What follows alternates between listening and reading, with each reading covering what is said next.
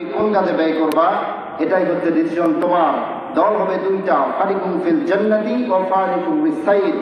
এক দল যাবে জান্নাতে, আরেক দল যাবে জাহান্নামে। আমরা কোথায় যেতে চাই? সবাই আওয়াজ করে বলেন কোথায়? আমরা জান্নাতে যেতে চাই। আল্লাহ রাব্বুল আলামিন আমাদের সবাইকে জান্নাতে যাবে কবুল করুক, আমরা বলি আমিন। আল্লাহর রাসূল সাল্লাল্লাহু আলাইহি ওয়াসাল্লাম বিদায় হজের ভাষণে অনেক কথা বলেছেন, তার ভেতরে সবচেয়ে গুরুত্বপূর্ণ কথা বলেছেন, হে আমার উম্মতেরা, তারাকতু ফীকুম আমরাইন লান তাদিল্লু মা তামাসসাকতুম বিহিমা কিতাবাল্লাহি ওয়া সুন্নাতি রাসূলিহি।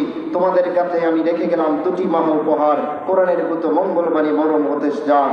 কোরআন এবং হাদিস রেখে গেলাম, এই দুটি কিতাবকে যদি তোমরা আঁকড়ে ধরতে পারো, লান তাদিল্লু, কখনোই তোমরা পথভ্রষ্ট হবে না। বলেন সুবহানাল্লাহ। কয়টি কিতাব? এই তো এখানে একটা কিতাব আছে, এটার নাম কি? সবাই বলেন কি? এই কোরআন। এই কোরআনকে আঁকড়ে ধরতে হবে। আল্লাহ পাক বলছেন, ওয়াতাসিমু বিহাবলিল্লাহি জামিয়া ওয়া লা তাফাররাকু।